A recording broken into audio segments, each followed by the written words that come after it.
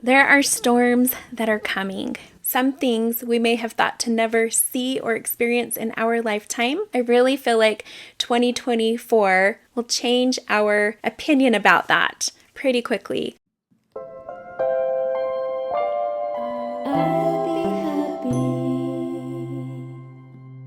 Hey guys, I hope you've been having a wonderful summer. I can't believe school starts in a couple of weeks. We have family coming over from Germany this week, and they're going to stay with us for the next 2 weeks, and they're going to be here when my kids start school. So things are getting real.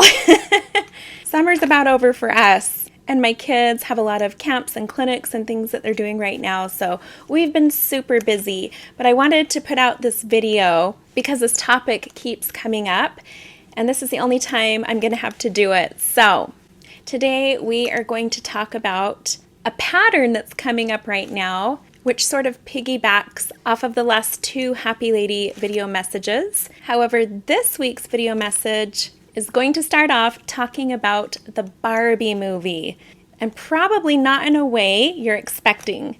For those of you who follow me on social media, you probably saw that I went to the Barbie movie with my 2 sisters and my 2 daughters the day that it premiered. My sisters had planned this for a while, and when they invited me, I had never even heard of the Barbie movie. I didn't know anything about it, didn't know what it was. My husband had told me that it looked super cheesy and super dumb.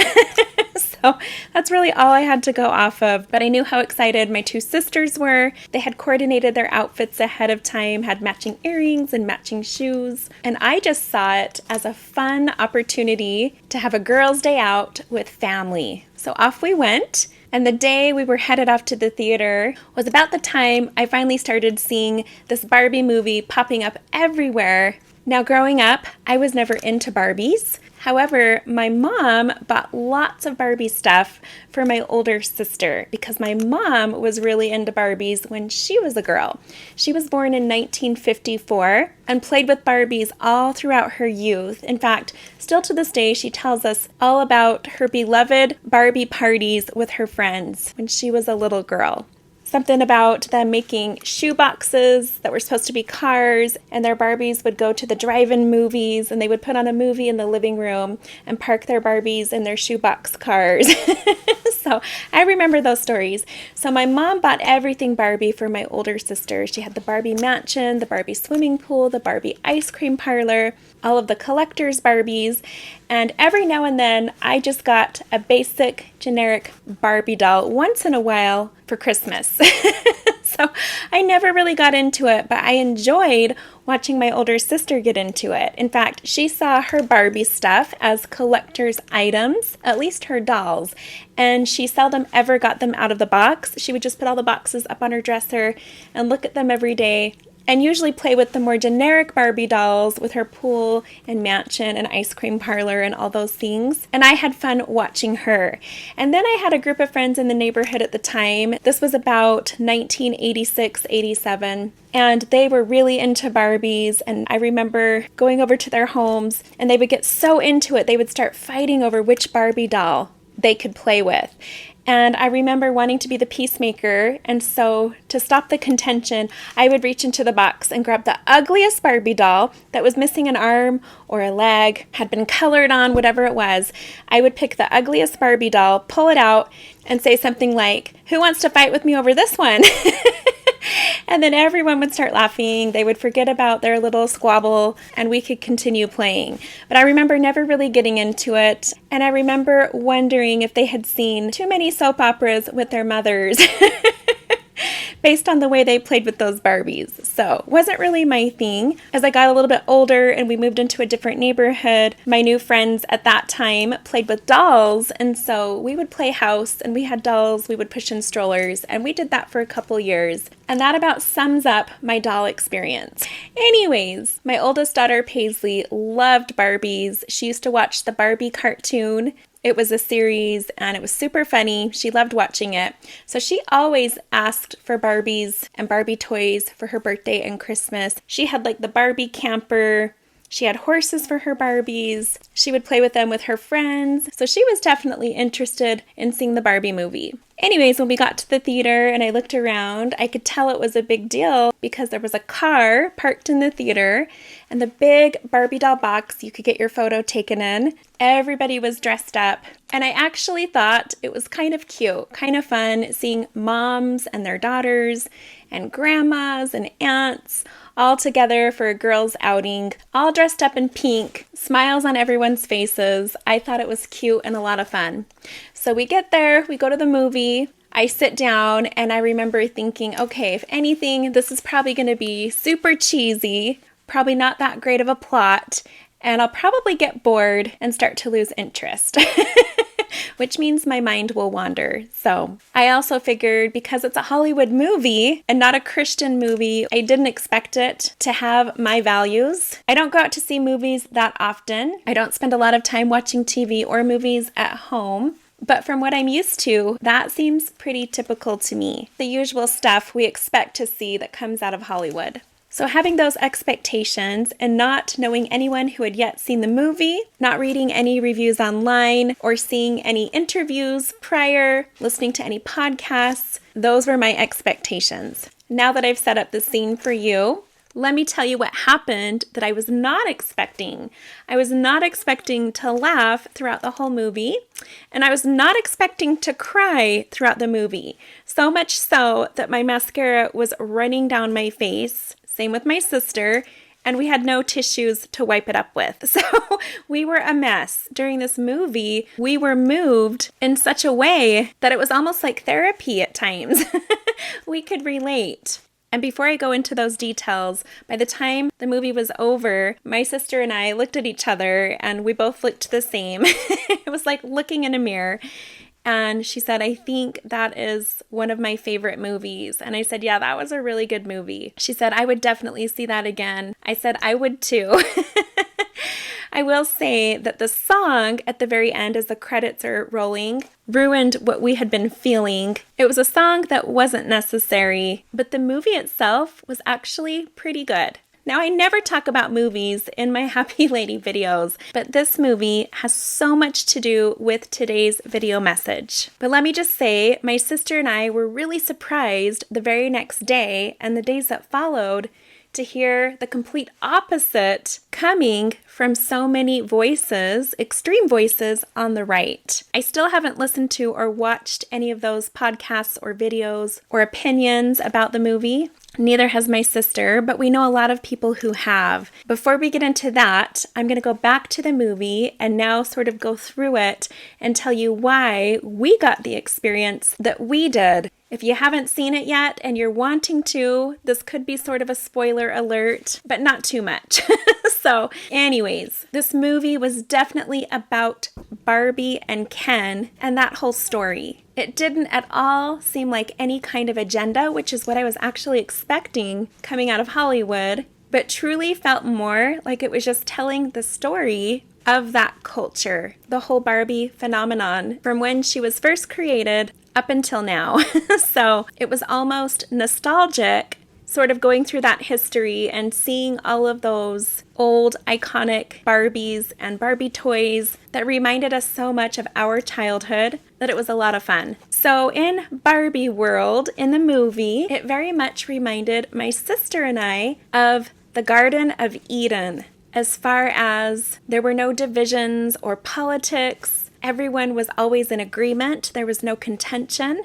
There was so much innocence, nothing perverted or sexual. Everybody's happy. And for the first time in years, it was a movie about girls liking boys and boys liking girls, which is so refreshing in today's day and age. So very traditional as far as that goes. Even some of the actors who were playing some of the Kens, who seemed a little feminine, in the movie, they liked girls. They liked the Barbies.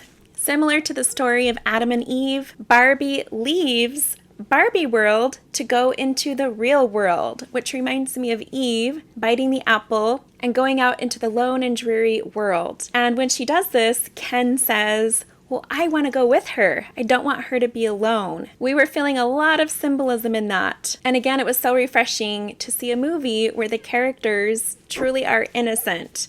At a certain point in the movie, Barbie meets her maker, the woman who created the Barbie doll. And in real life, she has since passed away quite a while ago. So in the movie, she was passed away, and it was sort of this beyond the veil experience where Barbie had a chance to meet her and ask her some questions. And she talked about how she wanted to be human. She wanted to go into the real world and experience that and be a part of that. And her creator said to her, "You have your agency. Here's the wisdom and counsel I'm going to give you about it. But ultimately, you have the choice." And again, my sister and I felt the symbolism in that. And as she told her about what it was going to be like living in the world and being human and how difficult it is, it reminded us of conversations we must have had before we came here, before we chose to follow the Savior's plan. We were told it wasn't going to be easy, that we were going to experience heartbreak and things that were very difficult. But we wouldn't be forced to come here and have this experience to learn and grow and progress, but that ultimately it was our choice. And in the movie, there was almost this sparkle in her maker's eye, sort of encouraging her like, yes, this is an experience you're going to want to have, but you need to know the truth about it, and then you decide. And Barbie, of course, is super kind, super trusting, very innocent, just wants to do what's right and what's good. She has a good heart. And so, of course, you're rooting for her. And of course, in between all of these emotional moments is where all the humor is. A lot of jokes that would normally be really cheesy, but somehow it worked in this movie. The actors made it work, and they made it work really well. So we found ourselves laughing at all of these cheesy lines and jokes that if anybody else would have told us, probably wouldn't have been as funny. But the way it was delivered in this movie was genius. And it felt so good to laugh and then cry and then laugh and then cry. It really felt like therapy. Now, watching how smitten Ken was over Barbie reminded me of something I always talk to my kids about. I always tell them, you know, girls and women have such a strong influence in this world. We've had prophets prophesy in our church the powerful, strong influence that women of the church will be in the last days to women of the world. I remember having a seminary teacher talk about that once, and he's the one who first put that idea into my head. And he said, girls, you have no idea the kind of influence you have over young men. You have the ability to encourage them for good or bad. And a lot of them will be easily persuaded by your influence, whether good or bad, because they really like you. And I saw that during my dating years. If there was a guy that was interested in me or liked me, he would suddenly pick up an interest or a fascination in things that I was interested in, or things that were important to me were suddenly important to him. Whether it was hobbies, interests, or the gospel. I also saw it go other ways with other girls who made choices to leave the path and took their boyfriends or husbands with them. Now, it doesn't always go that way. Of course, there are girls and women who are smitten over boys and men who will make decisions or change who they are to gain favor of who it is they're pursuing. So it goes both ways. But I definitely understood this seminary teacher's point. And I was reminded of that in the movie because I've talked to my boys about it and I've talked to my girls about it. And I've taught all of them, strengthen your testimony, reach your roots deep down into the gospel, because you will be an influence to all those around you. Or if there's someone in your life who's a negative influence, you won't let that overtake your testimony. You'll be stronger than that. So we talk about this a lot in our family. Anyways, I could see that in the movie. Ken was absolutely smitten over Barbie and was willing to do whatever and take on whatever to possibly gain her favor. And she was really sweet about it, but you kind of just felt bad for him. In fact, when the movie was over, my sister said to me, she said, you know, it makes me just want to go home and make sure my husband feels really appreciated, because I felt so bad for Ken. He was working so hard to please Barbie all the time, even though she never required it. And it seemed like he never really got that stamp of approval, which he eventually confronts later on in the movie. I think this is the perfect place in the video to insert this little joke. So somebody posted this on Facebook. It's pretty funny. It says, Ken was always too pretty. That's why our Barbies married G.I. Joe. And I'm laughing because I remember those days, and I remember, yes, the Barbies definitely were in love with G.I. Joe. Now, there were some men in the theater who often laughed at all of the Ken parts.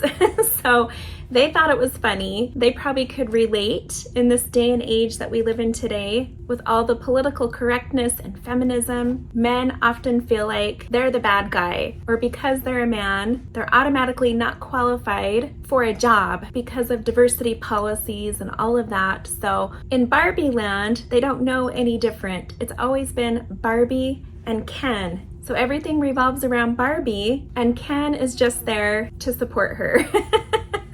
But in the movie, they don't know any different. That's all they've known, and they're okay with it. And everybody's happy, everybody's kind, everybody's respectful, everybody's friends, everybody's happy. It's very childlike and innocent. In the beginning of the movie, they talk about the Barbie revolution in history, and to sort of emphasize that and drive that point home, it shows these little girls with their porcelain baby dolls, and suddenly they start to break their dolls and smash them to pieces. The way they portray that in the movie is meant to be funny. They're poking fun at this Barbie revolution that came from this doll and changed the world of toys. I don't believe that girls actually went out and broke their baby dolls or stopped playing with their baby dolls. And the way it was filmed, it was done in a very silly, joking sort of way. So I personally didn't take any offense to it. We did things like that as kids. I remember when we had dolls that would get really old, we would break off their arms and legs,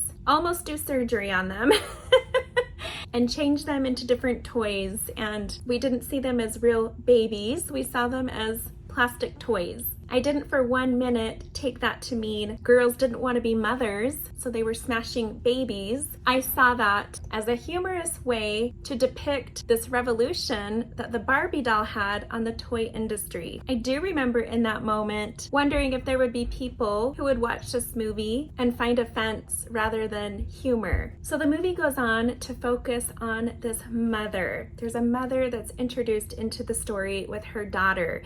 And in this moment, I related to this because I have a daughter that just completed junior high, and I went through all of these feelings and emotions with her as she got rid of all her toys and dolls and didn't think it was cool anymore to play with those. And there was this transition from innocent childhood to the dreaded teenage years.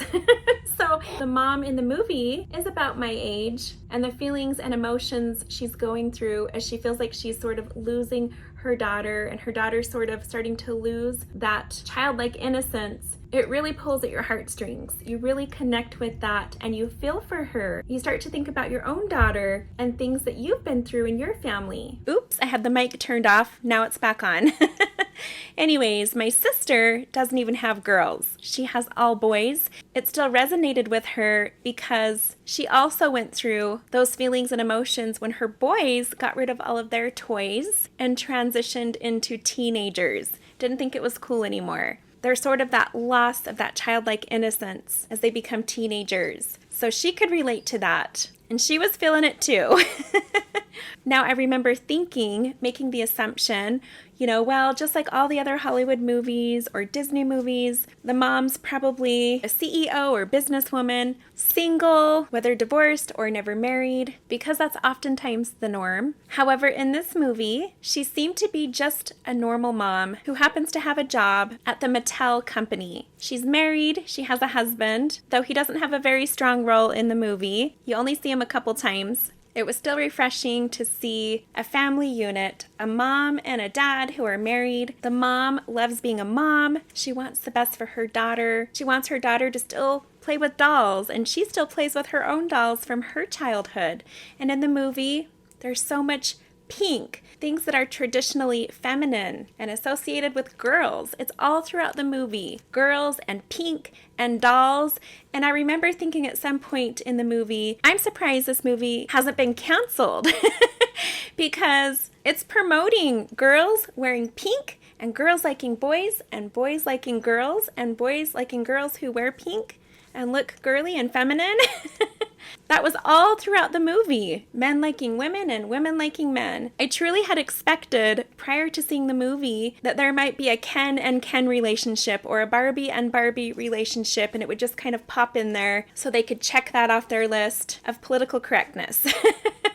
But it wasn't. And I remember thinking, how is this movie not being canceled? It seems to be everything that feminism hates, everything that people on the liberal left would hate. So many things that are traditional. So again, that was very refreshing because I'm not used to seeing that in movies and TV shows in this day and age. So of course, you see the extremeness of Barbie world where everything revolves around the Barbies and the Kens are sort of just in the background. And then they go into the real world where it's the extreme opposite and the pendulum sort of swings the other way. So you go from one extreme to the other. And in the real world, Ken sees how things are very different with the roles of men and women. And so when he comes back to Barbie Land, he tries to implement that. And he says, hey, we've had it all wrong. This is how a man's really supposed to be. And it's the exact opposite. So you sort of go from one extreme to the other, which again makes it humorous. Sorry, I've got my son and his friends doing band practice. So you can probably hear it. I'm so sorry about that, but I've got to get this finished. I don't have any other time today to record this, so I apologize. But anyways, I thought that they would bring it all home at the end and they would find a nice balance of men and women and show how men and women support each other, how you can have this unity and this oneness. And it started to almost build up to that point, and then the movie ended. And I feel like they set it up for a part 2. So I wouldn't be surprised if we see a part 2 of the Barbie movie. I also wouldn't be surprised if it becomes a Broadway production because there was a little musical scene in there where it started to turn into Broadway, which made it humorous. Anyways, so you have this mom and daughter who come together to help out Barbie and help out Barbie world. And through the process and experience, they strengthen their relationship and it all works out. So sort of that happy ending that everybody's rooting for. So it gives you all the feel-goods. Anyways, I remember looking around before the movie started, during the movie, and after the movie at all these different women who had brought their mothers, their grandmothers, their daughters, their friends, their sisters, their aunts. They'd all come together in groups, and all of us were so different. You could tell by the way we were dressed that we all came from different backgrounds, different values and beliefs. But the one thing that united us all is that we could all relate to that little girl in the movie. We could all relate, whether being the mom or the daughter. There was this connection and there was this real beauty in that. And everybody in the theater that I was in was crying and laughing continuously throughout the whole movie. I've never been to a movie where that's happened before. Constant laughter and constant crying from beginning to end. No movie has ever affected anyone that way before that I've been a part of. So in a day and age where everything feels so divisive all the time, this felt like a moment in time where there was unity. All of the things that made all of us women and girls in the theater different suddenly didn't matter. Suddenly, we were all the same. We were all girls with feelings and emotions and compassion. And there was this connection. It was like this small moment in time where there was peace and unity in a place I would consider the world. The movie theater, right? I've never experienced anything quite like it before, truly.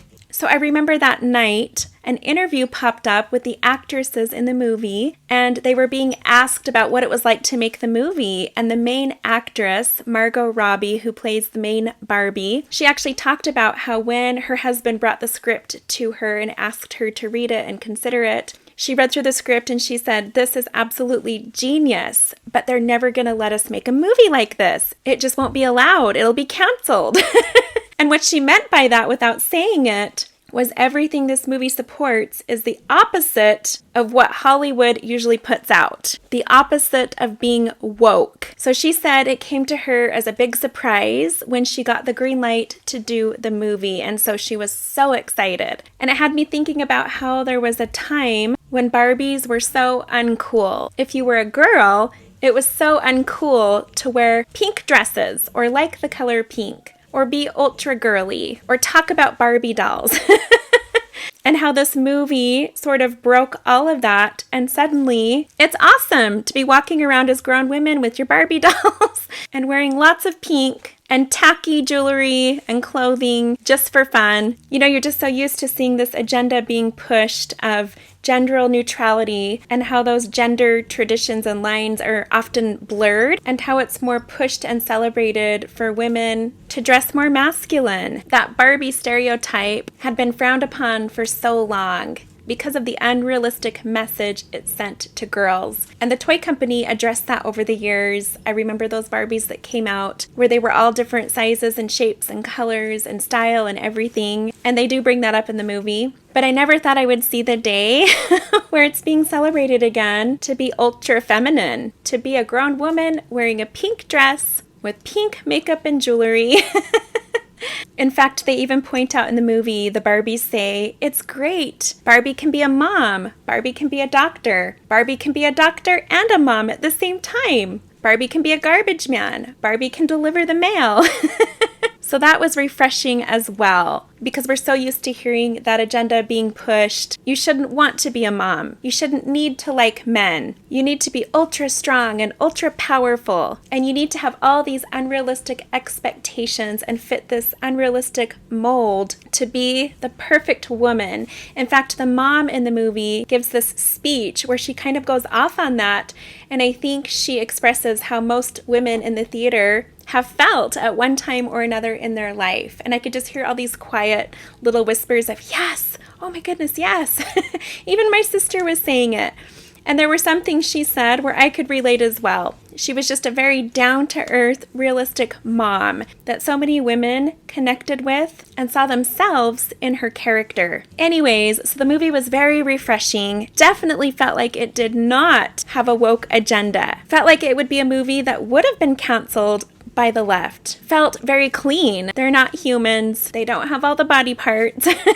They don't have those desires and urges. And that is addressed in the movie. So later on, my sister and I kept talking about how this movie had such an impact on us. How there was something about it that we really appreciated that really was so refreshing and so different to what we're used to experiencing in the movie theater, which is why we hardly ever go to see movies. So suddenly, when we start hearing all of this uproar about how horrible and offensive this movie is and how it's so full of woke agenda, don't go see it, we were completely surprised by that and really didn't understand it. For a while, it was always you were on the right or you were on the left. There really wasn't a lot going on in the middle. And things have seemed so extreme for so long. You're either on the extreme left or you're on the extreme right. People on the left find things to unite on, and that unity becomes stronger and stronger. But now we're starting to see division and quarreling among those groups.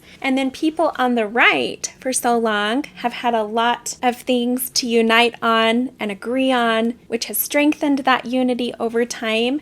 But now we're starting to see those groups start to quarrel and divide. And this came to my mind after this whole Barbie movie experience that I never thought would become a part of my Happy Lady video message. After I saw the movie, every now and then a video would pop up and start playing in my feed by a political commentator on the right or a podcaster on the right, usually somebody who was well known, and I would hear little bits and pieces of those clips, and everything sounded so negative and critical and almost angry, which reminded me of the Pharisees, pointing fingers at the other side, making accusations, and being very angry.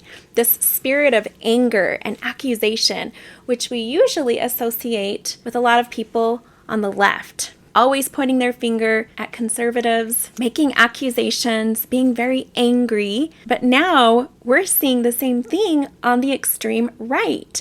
And that's the key word right there is extreme. We're seeing extremes on the left, which we've seen for quite a while, but we're also seeing extremes on the right. That is something that has always stood out to me in my patriarchal blessing.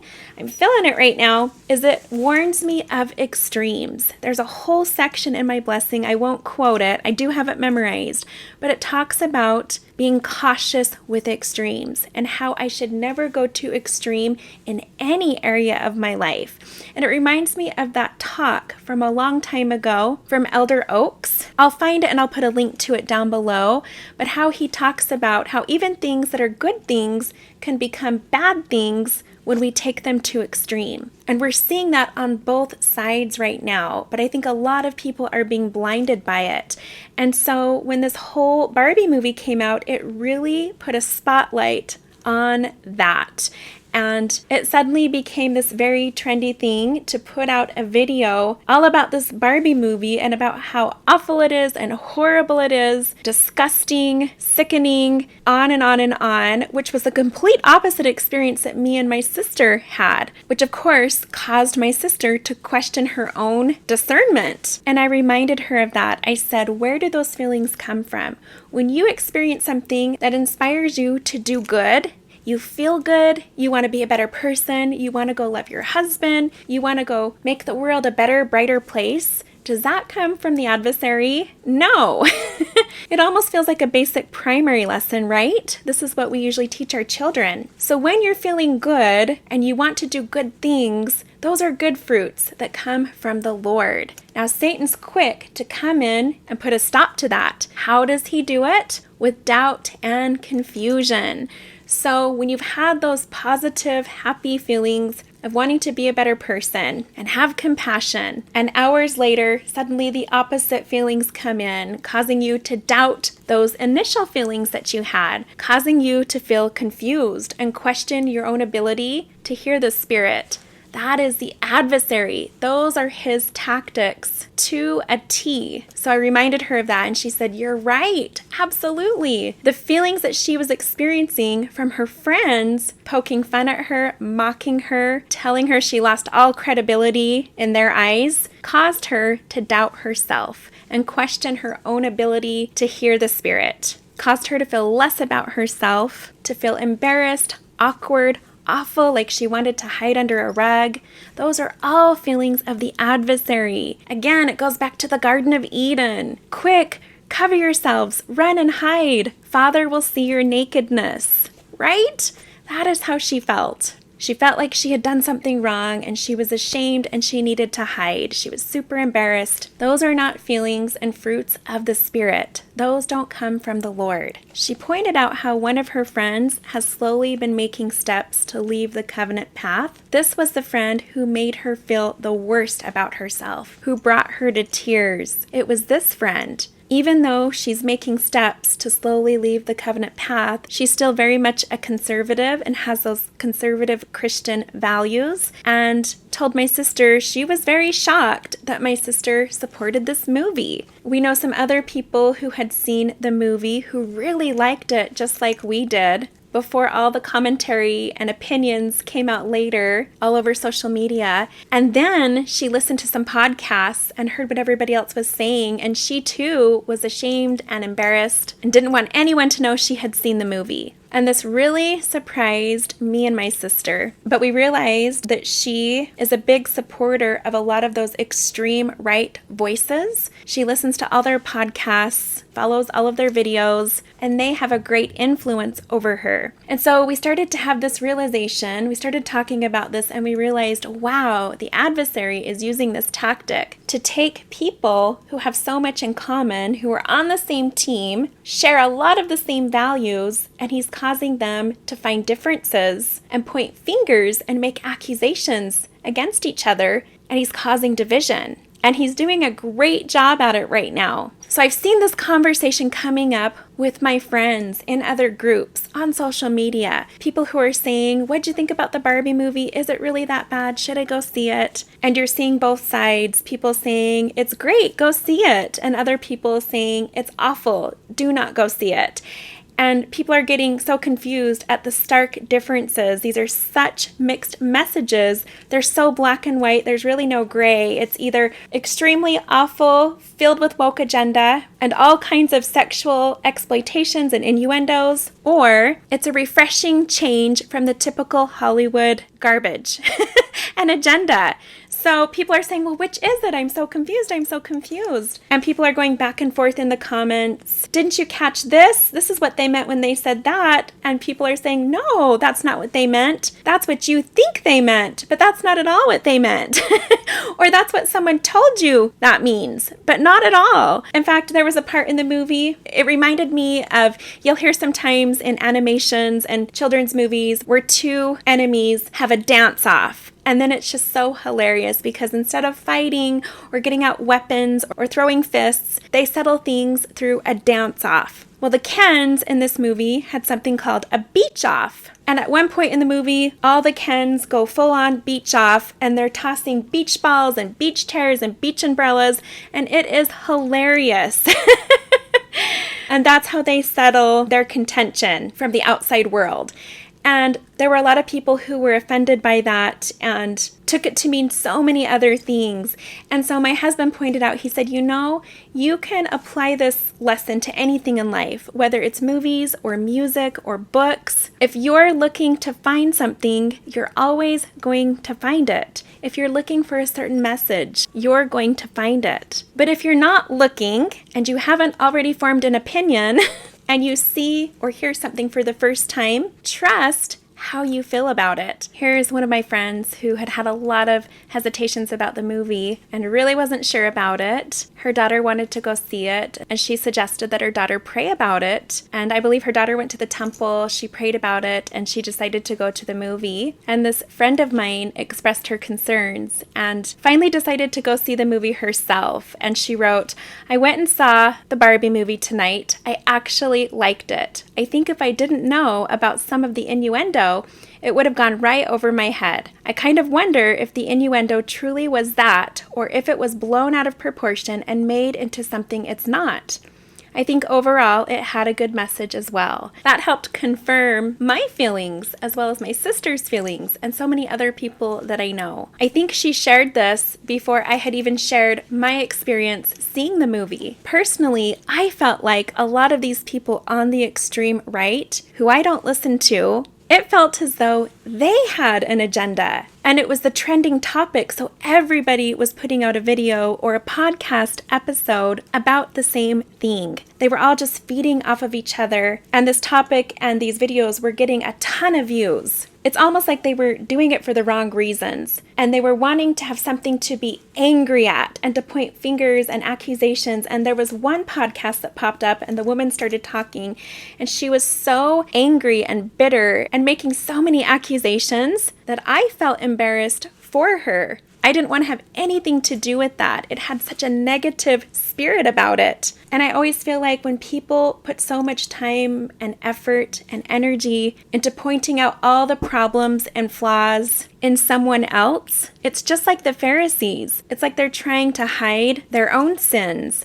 or things that they don't want people to see or know about them. There are a lot of people on the right who take a good cause, a good value, a good principle, a good moral, and make a video or a podcast episode about that, but then they fill it with so much anger and fear and anxiety and bitterness that it sort of defeats the purpose and has the opposite effect. It almost creates more division, more contention. And in this world that we're living in right now, in this day and age, we don't need more of that. I would almost prefer to live in Barbie land than here in the world right now with all of the chaos and contention. However, as I usually like to point out, when we take our focus off of all of the negative, off of all of the differences and divisions and things that we could argue back and forth about all day long and go in circles, when we take our focus off of that and we look for the good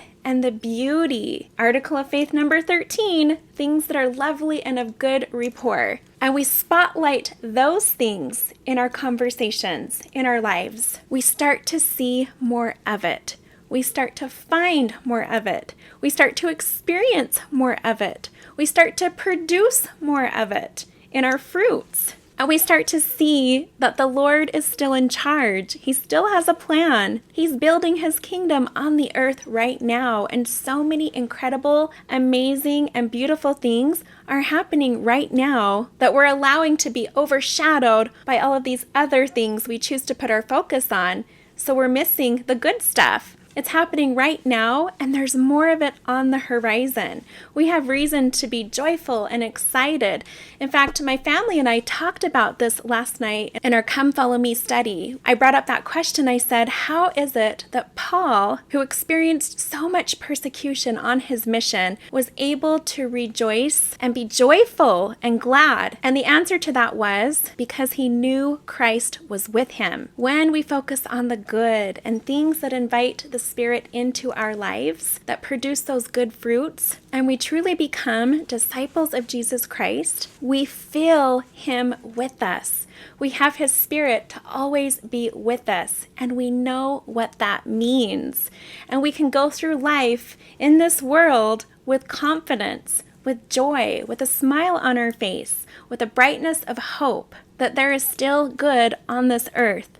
There is still good in this world. There are good people. There are good messages. There are good fruits. And if we're looking for those things, we're going to find them. Where your heart is, that is where your focus will be. Thinking about all of this and listening to some of these people who were so against this movie, and they hadn't even seen it, but they had based their opinion off of other opinions and took that as the gospel truth. Those people have no problem with so many other culturally iconic, popular movies that I think are far more offensive than the Barbie movie. And it was just interesting to me that there was such a focus and a target on this movie, but yet nobody goes after all of these other movies with that kind of zeal and effort. A lot of these people have watched those movies or own those movies, but it's no big deal. It reminded me of that scripture, instead of focusing on the mote that's in your brother's eye,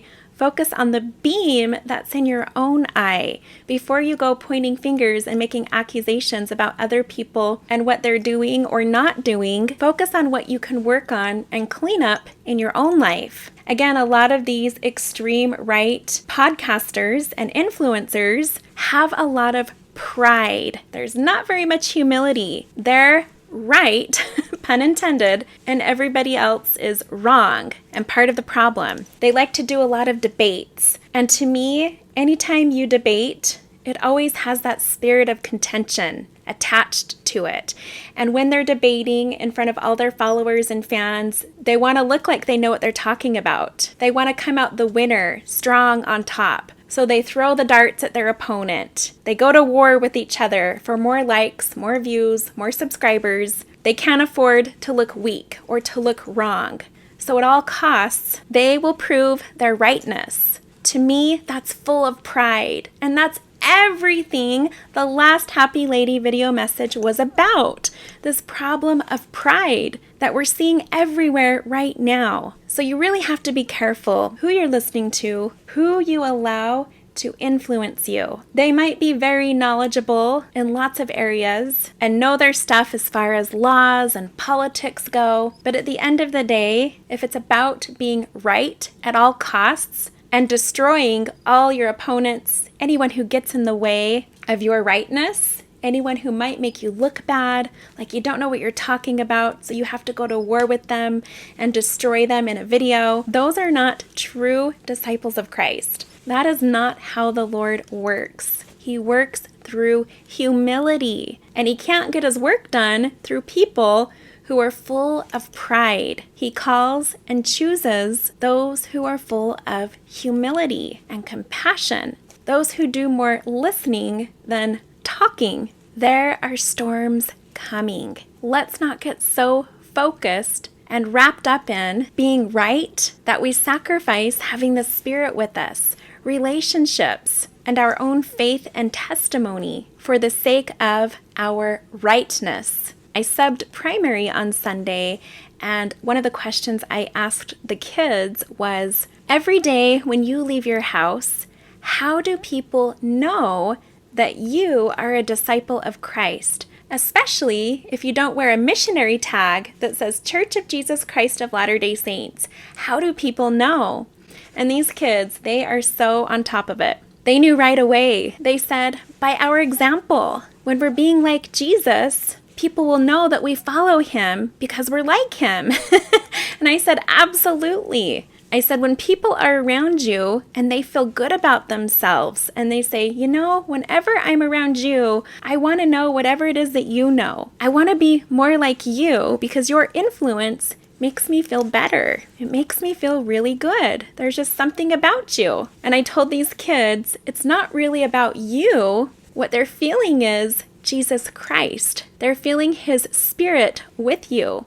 They're seeing his light inside of you. That's what it is they want to be around and they want more of. People don't need Jesus Christ himself to show up at their door knocking, to shake their hand and give them that sure witness and testimony that he's real. To have a testimony, they can know him through his disciples. And that's pretty awesome. And so now I'm going to tell you what happened next. After my sister saw this movie, she went and told all of her friends, you guys, I really like this movie, so I'm going to go back and see it with my husband. So some of her friends said, well, we really want to go see it with you, but our husbands don't want to go. So is that okay? She said, well, I still want to bring my husband, so let's find a way to get yours to come.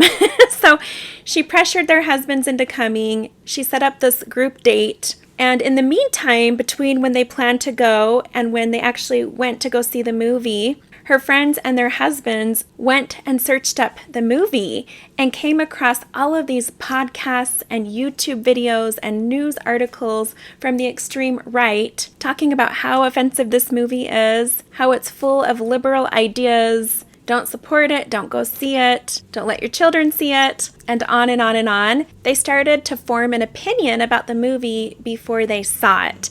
And my sister wasn't aware of this until she was in the movie. So as they got watching the movie, every time she would laugh or cry, she would look over and her friends were not laughing, they were not crying, neither were their husbands. And the entire theater was quiet. She said, Lindsay, it was the complete opposite, night and day experience of what you and I had, where the whole theater was emotionally moved, laughing and crying. There wasn't a dry eye in the room, and you could hear the sniffles and the laughter throughout the whole movie. She said in our movie, you could hear a pin drop. Nobody was laughing. Nobody was crying. It was so weird. She said, it's like I was in the Twilight Zone, and I couldn't figure it out. And she said her friends would kind of whisper at certain parts, like, oh, that's that one part we heard about, or they warned us about, or that's what that really means. And then she started to connect the dots, and she started to realize, oh, okay, they've already formed an opinion. They've watched something or heard something, somebody's told them something. So their opinion had already been decided for them before they saw the movie. So they're not going to like this. When the movie was over, she asked her friends, so what did you think? And they basically said, yeah, not my cup of tea. They said, you actually liked that? And she said, you didn't? And so she said in that moment, things started to feel really awkward and really strange. And she tried to explain some of the things that I explained that we had talked about, why the movie affected her the way that it did. And she said, well, what'd you think about the part where they were talking about agency and going out into the world and experiencing what it's like being human and going through hard things, but the good that can come from that? And how Barbie had the agency to choose that plan, to choose that path. And they just kind of looked at her confused, and she said, didn't you get some of the Christian innuendos in there? Didn't you get just a little bit of the book of Genesis in there? She said they looked at her like she was nuts. And one of her friends said something along the lines of, we must be living in two completely different realities because I'm on a different level than you. I can't relate. And she said it just felt like a knife to her chest. Like she just felt cut right in her heart. She said it felt like I had casted pearls before swine. Like I had shared something that was special to me, something that really positively affected me in a powerful way that I got excited about, made me want to be a better mom, made me want to be a better wife, made me want to feel my husband feel more appreciated and loved at the end of the day, made me want to do a lot more good in the world. And here I was promoting this and sharing this with my friends, and they just kind of trampled on it. and made me feel crazy for feeling the way that I did. And so she said in that moment, she just started to feel regret. Just regret for telling anyone about the movie, for inviting them. So here's where this experience about the Barbie movie plays into today's Happy Lady message. So my sister called me up and shared this with me, and she said after the movie, we went to dinner, and the whole time I was just in a really sad mood. I was still feeling really down about their experience, about myself. I started to question myself. Maybe I don't have discernment. Maybe I'm not getting things I should be getting. Is there something wrong with me? I've lost all credibility in their eyes. She said they were at dinner and they were seated out on the patio, and she looked in the distance and she could see a storm coming.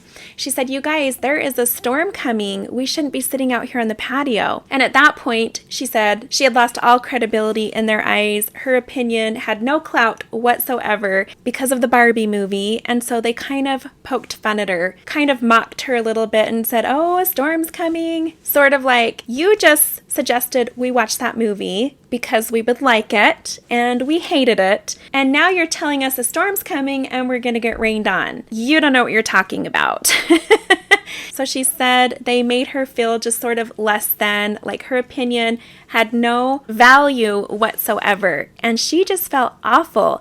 And as she was feeling awful and bad about herself and bad about this whole situation, she kept seeing the storm rapidly move closer and closer. So she said it a second time and a third time, "You guys, we should go inside. We're going to get rained on." And each time they would downplay it and sort of laugh at her, to where it got to the point where she felt really strong inside. It's going to rain any second. You need to get up. You need to go inside.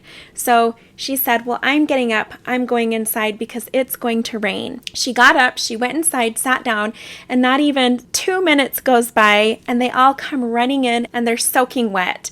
And she said she looked out and there was a downpour, like a monsoon, that came upon them unexpectedly. Sometimes rainstorms will start out with just a little bit of rain at first, and then it gradually builds and builds. She said not this time. It was an instant downpour and they all got soaked. And they came in, and she said again it was awkward because it was like, "Well, we should have listened to you." You were right about that, and now we're soaked and wet. And she had just watched some of my Happy Lady videos where I've been talking about the recent storms and the patterns and the message in that. And right away, we both said the same thing. And I said, "Oh my goodness, you warned your friends that it was going to rain and they needed to go inside, and they laughed at you. They mocked you." I said, "Who does that sound like?" And at the same time, we both said, Noah and the ark. And we could just feel it from head to toe. The Noah and the ark message is something we've talked about a lot this year and a little bit of last year in these Happy Lady video messages. And suddenly, there it was, plain and clear. We could feel the message in that. As we talked about it, we both said, "You know what? It feels like we're coming upon a time right now where Satan is going to try really hard to cause division among people who are on the same team." He's done a great job already at dividing people who already have differences. He's played on those differences, but now he's going to turn his attention to people who are united because there's strength in unity, and he knows that. So he's going to target people who have been united for the Lord's kingdom, and he's going to find a way to get his foot in the door to create contention and division. And we were seeing it in her experience, and we've been seeing it in so many other places and experiences since then. So as we were having this light bulb moment, all of these things began to come to my mind that I had been taking screenshots of the week prior, and things that I have noticed since then that I've taken screenshots of. So we're going to talk about it right now, and you can just see the dots connect. So leading into that, I just want to share with you these quick screenshots that sort of build up to that. This first one here came after my last Happy Lady video message. It says, "Are modern day Pharisees the problem?" And my friend messaged me and said, 44 views 1 hour ago, just had to share 144. There it was. Pay attention. Right around this time, this Studio C cast member posted something on social media. It was a video about his DNA results, and it's kind of funny. He finds out he's Irish. But anyways, it says my DNA results came in, and there was the pay attention number. Right when I saw this, it happened to be 4:41 p.m. There it is, 1:44, the Gathering of Israel, family history, pay attention. About this time, David Alexander, one of the newest converts to the Church of Jesus Christ of Latter-day Saints, his YouTube channel reached 11.3 thousand subscribers. Pay attention. 3rd Nephi chapter 11. This is how we become a people who were prepared to meet the Savior when he came. And another video of his popped up at 11:44 a.m. There it was again. It says, anti-Mormon ministry leader repents and is being drawn to the Church of Jesus Christ of Latter-day Saints, or the True Church. And this was interesting because it was a man who was just like David before he joined the church. And David always says he was like Saul, who became Paul. And this man he interviewed said the same thing. I am Saul turning into Paul right now as we speak. David's videos truly are influencing so many people to come to the church. And so it really is a big part of the gathering of Israel and bringing people to make covenants with the Lord. And then these people then in return also go out and share their testimonies online and do the same. And it's amazing. It's all a part of that gathering of Israel. 144, gathering in the 144,000. I wrote down a special prayer in my prayer journal, and I noticed that as I did this, it was 11:44 p.m. There was that pay attention number again, which very much had to do with gathering Israel in the 11th hour, or the 23rd hour leading up to midnight. Now, I've talked a lot about the Shroud of Turin on my channel. One of my videos that went viral, that's all about the mystery of red hair and Rh negative blood, and I talk about that in there. And this was interesting to me. Glenn Beck just did a video. It says Mystery Solved, and he interviewed a man who worked on the shroud way back in the 70s and said that he was not a believer. He was Jewish, so he had no reason to prove this right. And no matter what he did, all experiments proved that this man really was Jesus Christ. And he explains how he quickly came to that conclusion. And it is amazing. So this pay attention number caught my attention. I watched the video, but it actually was on the video above that says traveling to the angriest country in the world. They traveled to Lebanon only to find out that these people are actually truly very kind. They break down a lot of stereotypes and misconceptions about Lebanon and Lebanese people and end up making a lot of new friends on their journey while they are there.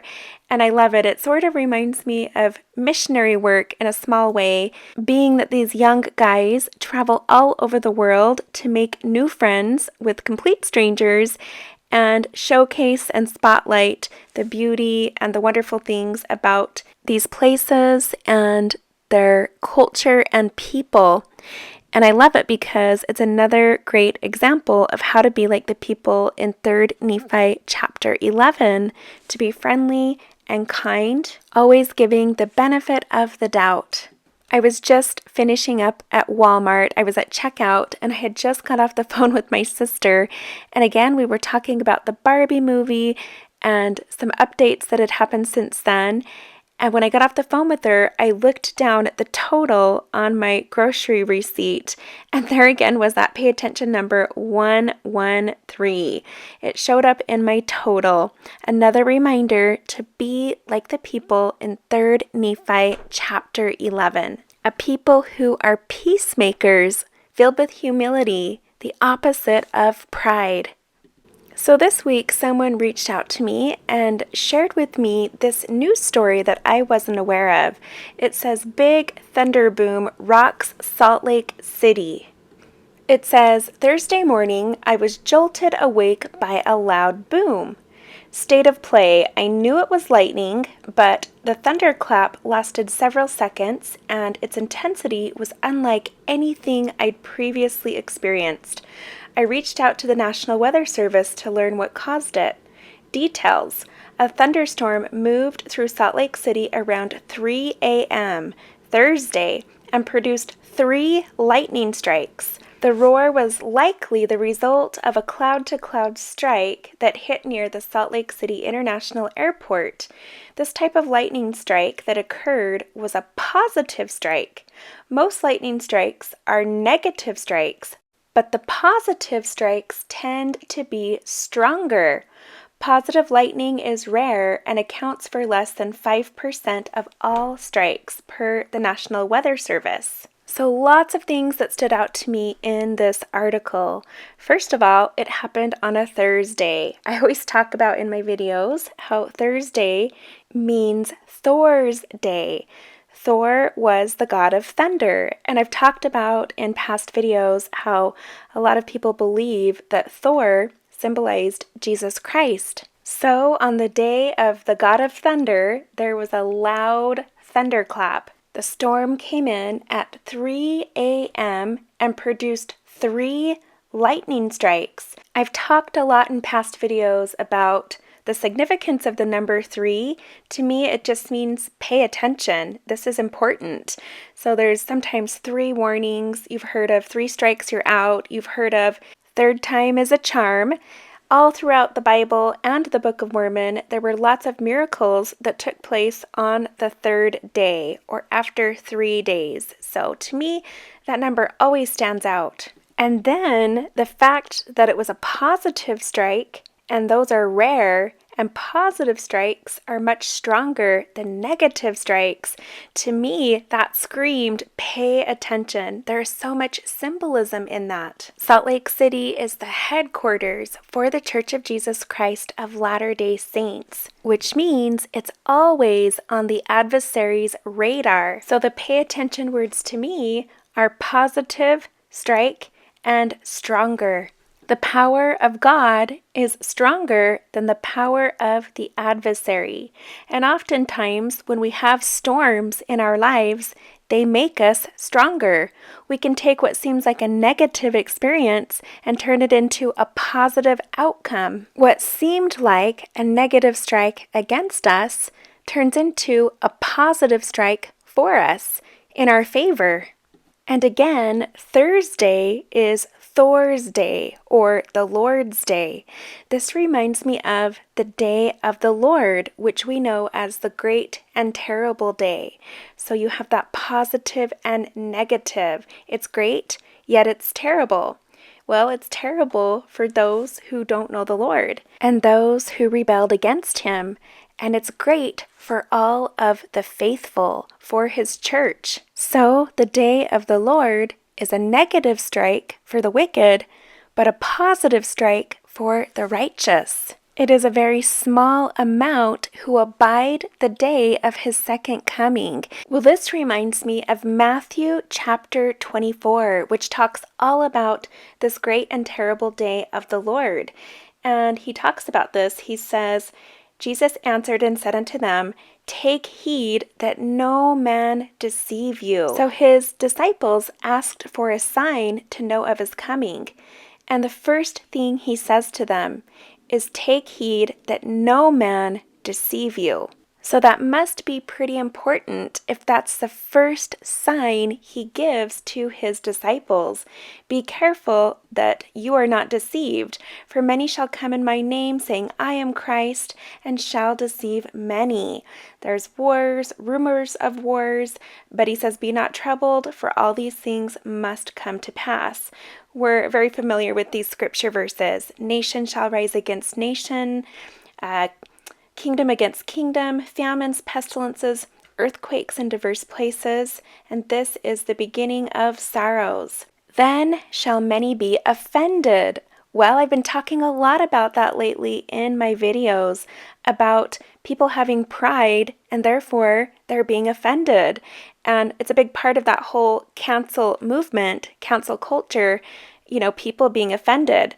Many false prophets shall rise and shall deceive many.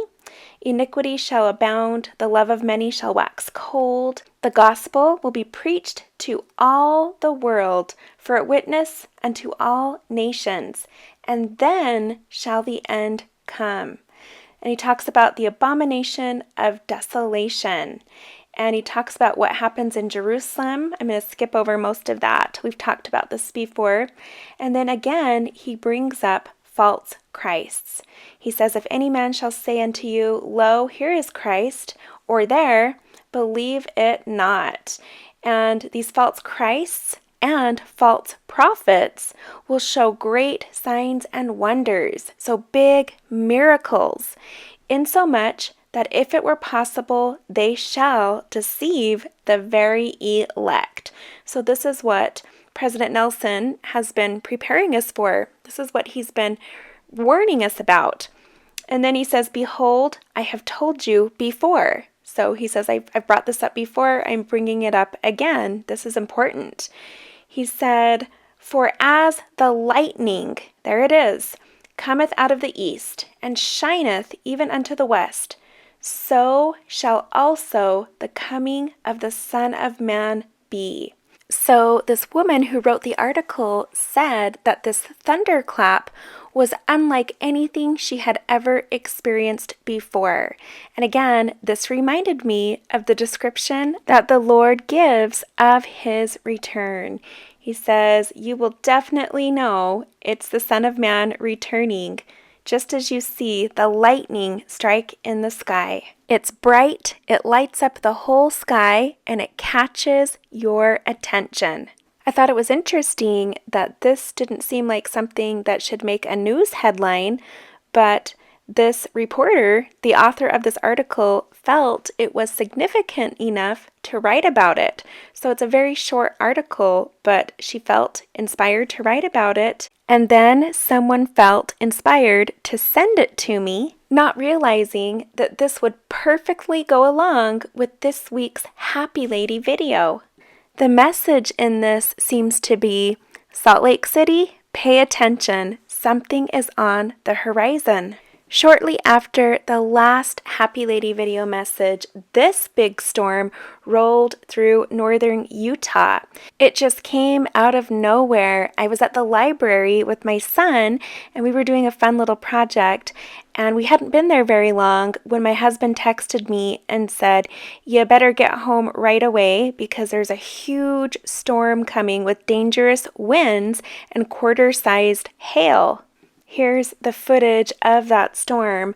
We were worried that something was going to happen as we were driving home. He said this storm is 15 minutes away from hitting Layton, so you better get headed home now. So we quickly got in the car, drove home, and as you can see, there it is. We can see it moving in. It's moving really fast. And suddenly the wind starts to blow. I can feel it lifting the car. There's rain pouring down, and there was actually large quarter-sized hail that hit in Tooele County. You'll see an image of that pop up here shortly on the screen. But there's the lightning, the wind. This caused a lot of damage in northern Utah. We had a lot of branches and debris all over our yard. But this was a very intense storm, and I remember watching it. There's the hail. I remember watching it and just feeling like, wow, that came out of nowhere. And this seems to keep happening.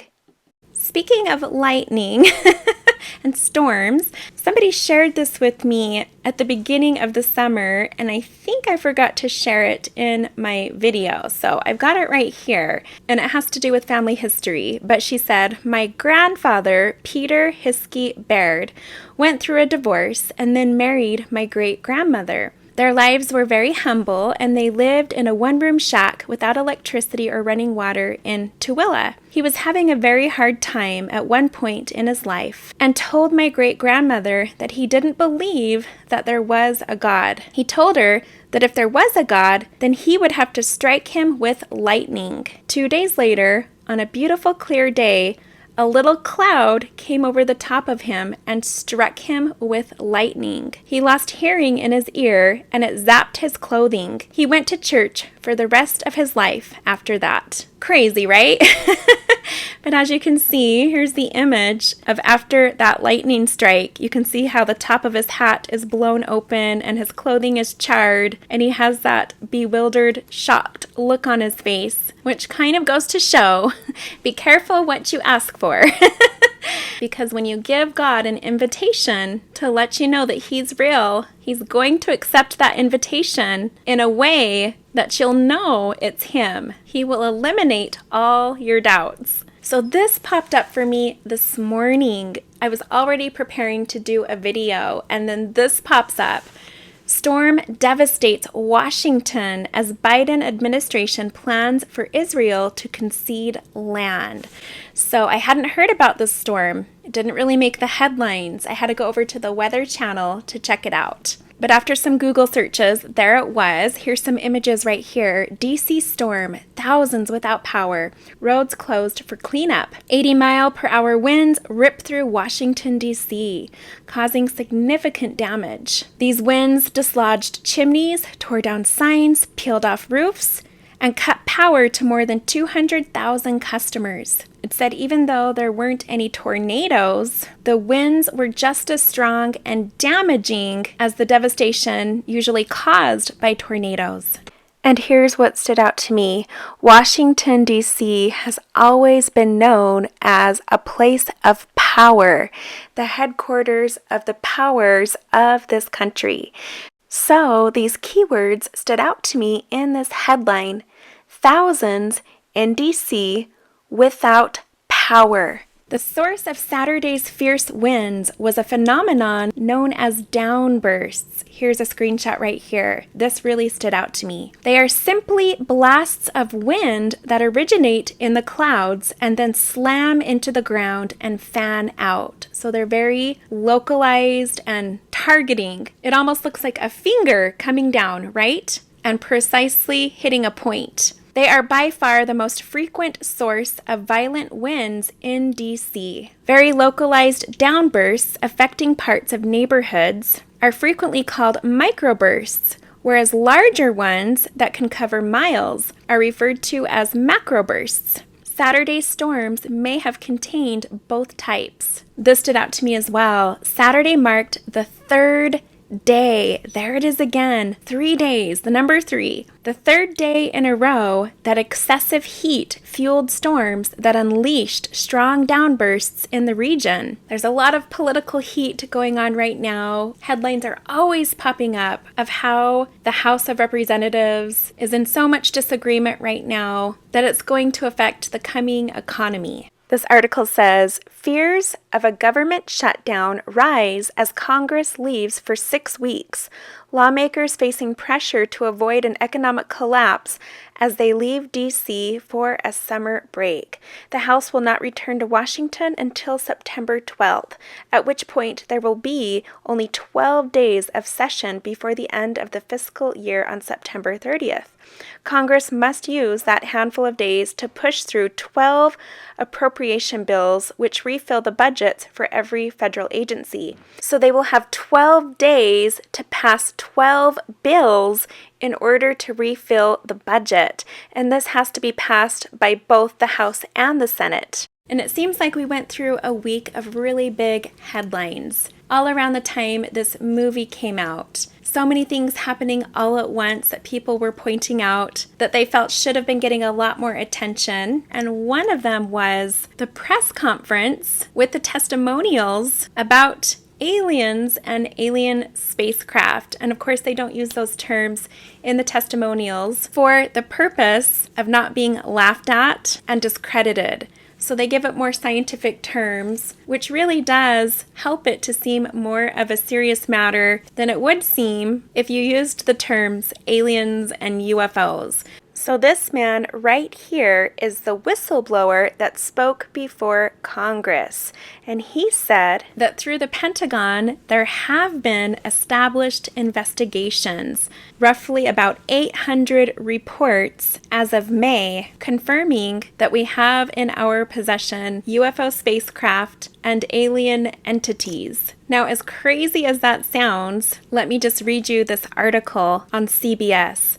Former military intelligence officer turned whistleblower told House lawmakers that Congress is being kept in the dark about unidentified anomalous phenomena known as UAPs or UFOs, alleging at a hearing that executive branch agencies have withheld information about the mysterious objects for years. This whistleblower said that he had interviewed officials who had direct knowledge of aircraft with non-human origins and that so-called biologics were recovered from some craft. Members of both parties questioned how Congress should go about investigating the remarkable allegations, a reflection of the increasing willingness by lawmakers to demand the executive branch be more forthcoming about the phenomena. We're going to uncover the cover-up, and I hope this is just the beginning of many more hearings and many more people coming forward about this, said Representative Tim Burchett, a Republican from Tennessee. They interviewed some witnesses who said that the current reporting systems for pilots are inadequate to investigate UAP encounters, and said a stigma still exists for pilots and officials who press for more transparency about their experiences. One of the pilots said UAP encounters were not rare or isolated. If everyone could see the sensor and video data I witnessed, our national conversation would change. It is an urgent national security problem. If it is something else, it is an issue for science. In either case, unidentified objects are a concern for flight safety. The American people deserve to know what is happening in our skies. It's long overdue. Well, this reminded me of the beginning of July when lots of incidents happened in the skies. There were lots of accounts of passengers freaking out over who they were sitting next to, being afraid of whoever was sitting in that seat. And in all the videos of all the different experiences and different passengers, they never really show who it was they were afraid of. But what's interesting is these passengers sort of just disappear. They make the news, they go viral all over social media, and then we never hear about them afterwards. We don't know the rest of the story. They're not being interviewed. We don't ever hear from them or see them again. And here's an example of the most popular video that went viral. This woman from Texas that no one could figure out who she was or whatever happened to her. She kind of just disappeared. And I remember searching for it and searching for it and searching for it week after week because I was curious. And suddenly I came across this piece of information. I found this Twitter page and her name is Tiffany Gomez. But I'm not sure if this is legit or if it's a hoax, but the weird thing about it is this account was started before the incident took place. So it was started at the end of June, and this incident happened on July 4th. And when I looked at her account, suddenly my pay attention numbers were all over it. 144, 311. Now she only had a few posts, and the first one said, I've been contacted by someone at NASA who knows exactly what these things are and wants to discuss it in an interview with a few of his coworkers. One worked on the Mars mission. And then she says, Hi all, I'm working on getting an interview with a major news outlet this weekend to spread the word on what happened. I've contacted Fox News, NBC, and CBS and ABC, but I'm having a hard time getting a response, like my messages aren't getting through. There are things in this world that aren't real. We'll be on the news telling everyone we aren't alone. So she was the woman screaming on the plane saying that the passenger sitting next to her wasn't real and that if they stayed on the plane, they would die along with this passenger. And so they evacuated the plane, got everyone off of it, switched them all to a new plane, and we never heard anything more about the story. None of these people were ever interviewed by a major news outlet. So to me, it was really interesting that this was happening so often at the beginning of July, but nobody was interviewing these people, yet their videos went viral. So this account has since been suspended, and even though her profile says, yes, I'm the woman on the plane, I don't believe it's her. This just all seems very strange. And I know there were a lot of people who pretended to be on the plane and made videos about it, and later it was all found to be a hoax. But to me, it's just very interesting that this was such a big deal, yet we never heard anything more about it. And this woman never came forward and gave her own testimony about it. She never put out a video on social media. We don't really even know who she is. So it's just very odd. Same with the other passengers on other flights. Pretty much it's a pattern. But because it's a pattern, it screams pay attention. And it has the pay attention numbers all over it. So to me, it feels like an added witness that things are being set up right now to play on people's fears that's leading to some kind of deception. So as I was listening to this and seeing that for the first time in my lifetime, there's such a positive response to this topic and to lawmakers wanting to make change so that there can be more disclosure about this, really had me feeling like in the next year, things are really going to be different. I don't typically talk about this topic in my videos, but my personal opinion about aliens is that they're not of the Lord. I personally believe they're very much a part of the adversary and his agenda, and a big part of all of that prophesied deception that we've been told to expect in our lifetime. As it becomes more common to talk about these things and they become more of the norm, people begin to explore them and deal with them. It almost seems like it's paving the way to open up the door to a great deception we don't understand. It kind of reminds me of a while back when I did that Hold to the Rod series, and I talked about all the deceptions of that time when that video came out, and a lot of it had to do with New Age practices and energy work, esoteric practices, up-and-coming religions and churches that all had something in common. They were performing what they called miracles, so they were producing these miraculous fruits in a means outside of God's power, so outside of that proper channel. They were creating a lot of deception and confusion, all yielding the same fruits, causing people to leave the covenant path because they preferred this kind of power and these sort of miracles over the power and miracles that came from being on the covenant path. It was really alarming. I made a whole video series about it, and one of the things that I talked about in there was a phenomenon that's known as channeling, where people meditate and suddenly they encounter other entities speaking through them. And there were a lot of people who were once on the covenant path who I watched take part in this. And the fruits that were produced from those choices were absolutely fruits of the adversary. And a lot of those groups were part of Chad Daybell and all of his acquaintances and friends, where they truly believed it was God or the Spirit speaking through them, or people who once lived on the earth, such as prophets of old, people in church history, people from the scriptures, and they believed that those people were using them as a vessel, and they were speaking through them to bring messages from God. And they were telling these people, you're so great, you're so special, you've been chosen, here's what we need you to do. And a lot of times there was this we.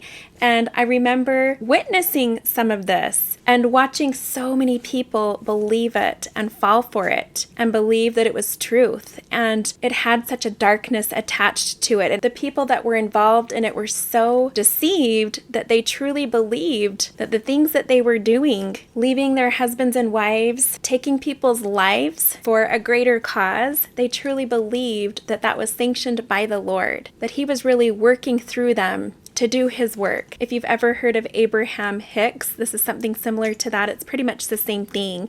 And a lot of people follow that and are a part of that movement that come from different faiths and backgrounds and are off on their own path. What stood out to me is that these voices and entities that are being channeled through these chosen vessels, right, refer to themselves as we and talk about how they are part of the universe and they are entities from other realms who lovingly care about and look over people on the earth and want to help. And they've been around for eons of time and they know all the great secrets and mysteries. And so every time they're channeled, people can ask them questions and they give them answers and truth. And tell them what they want to hear and build them up. And they have no clue that they're actually conversing with the adversary, with his kingdom. I've always believed that it's very demonic. And these people who believe it are willing to listen to and do whatever these entities request of them or suggest, because these entities demonstrate a knowledge. As they're talking to people in the room, they can tell them their birth date, they can tell them things about their family, they can tell them things that nobody else would know. And so these people are quick to be impressed with that and to say, well, you really must be from the universe.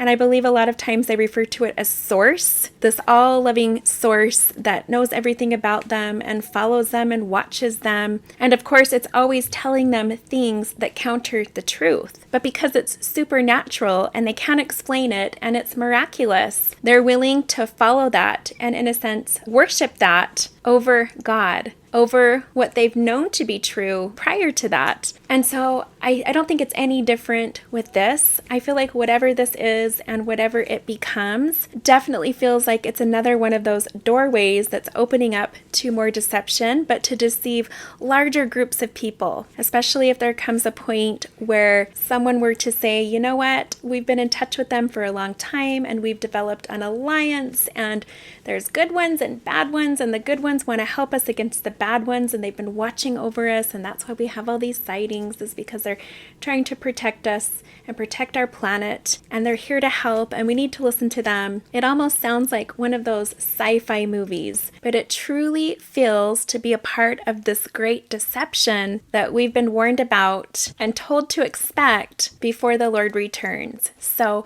we're seeing that really ramp up right now. Seems like there's a lot of big things on the horizon throughout the rest of this year, and especially in 2024. Really big things to be expected in the headlines, phenomenon in the skies. It really feels like 2024 will just be a pivotal year where really big things happen.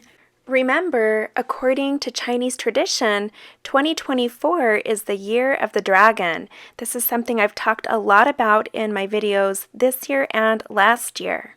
The book of Revelation, chapter 13, talks all about this dragon and the great deception. It says, "And he doeth great wonders, so that he maketh fire come down from heaven on the earth in the sight of men." And he's referred to as a beast.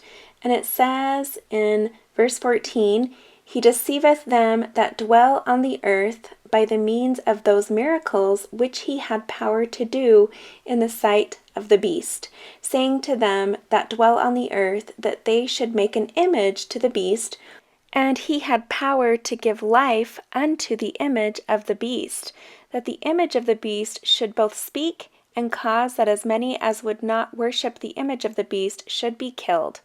And he causeth all, both small and great, rich and poor, free and bond, to receive a mark in their right hand or their foreheads, that no man might buy or sell, save he that had the mark, or the name of the beast, or the number of his name. Here is wisdom. Let him that hath understanding count the number of the beast, for it is the number of a man, and his number is 666. So 666. Now to me, if 6 is the number of man was created on the 6th day, as were beasts. So if 6 represents beasts or man, well, you have 3 of them because there are 3 sixes. It makes me think of a counterfeit to a presidency. So you have a president and 2 counselors. You have a trio of 3 people, or a counterfeit to the Godhead, the Father, the Son, and the Holy Ghost. Either way, it feels like a counterfeit to true authority and true power. Some things we may have thought to never see or experience in our lifetime. I really feel like 2024 will change our opinion about that. pretty quickly. But anyways, it just feels like with these storms coming and all of these things happening in the news, all of these headlines, that the adversary is really working hard right now on something big. He's saved his best tactics for last, and we're starting to see that right now, which really helps you to see that if he's working so hard at this crazy master plan right now, what is it that he is afraid of?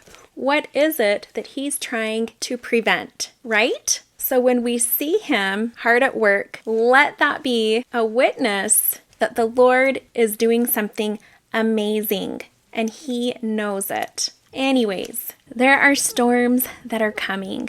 Let's not allow those storms to make us another statistic or fatality. Let's allow those storms to push us into the arms of our Savior so that we can have peace when they come. And because we are his disciples and we have a relationship with him, we can see those storms coming before they even arrive. We can get those warnings through the Spirit before we hear about it through the weather service.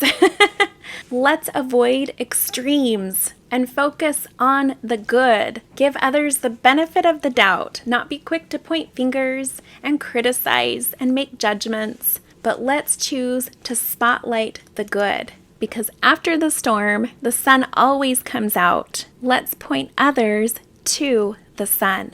I know that as we do that, we will find peace and joy and happiness through all the craziness that's always on the horizon. We can lift our heads above all of that and see the greater picture, see the good that's in store. I know that as we do that, we will be blessed in ways we can't even imagine and ways that we really need right now. I know that's true, and I say it in the name of Jesus Christ. Amen.